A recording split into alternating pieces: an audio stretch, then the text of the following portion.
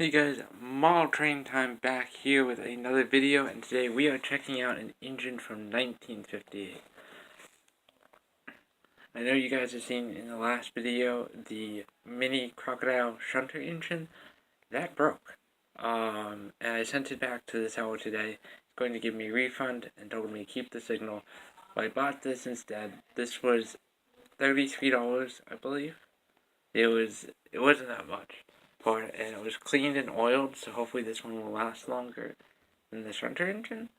Because I really don't want to send this one back as well. But we got this. We got the rest of the track and stuff that I got from the mail order. And so we will be setting up a huge layout. I'll also be running this one with my bigger train as well. So you guys will get to see that in the end of the video. So it was really nice. This one came in its original box, which I will be keeping the box. Let me just see if I can open this. And here it is. Normally I grab the engine by the two sides and lift it out. This is be very careful of the contact point as well. So this is the engine out of the box. Quite a nice little steam engine. I never had one of these before. I had a different style of a 060 engine. But I quite like this because it will run on the 45-degree curves, which my bigger engine cannot. It'll just fall off the track. So yeah, let's get this on a test layout, and I'll see you guys in a bit. Guys, I got my train layout set up, and we are going to test our locomotive.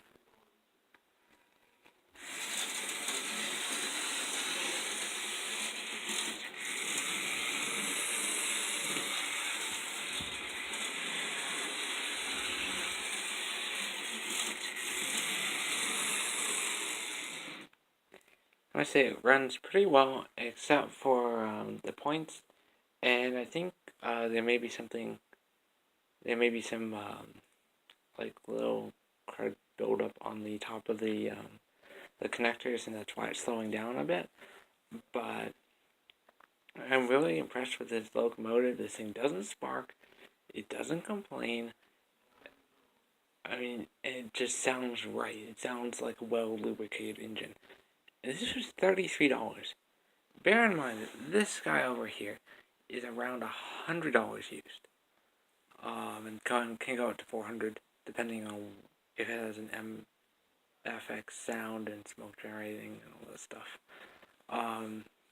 Which is kind of crazy. This is like the quintessential cheap locomotives that run really well, and I'm really, really happy with this one. It works perfect on the 45-degree radius curves. This big engine cannot take it. I mean, it doesn't even like the outer radius I have now. I mean, you'll run, but you really have to be careful with it. So I'm going to add some more cars, and I'll show you guys both locomotives in action.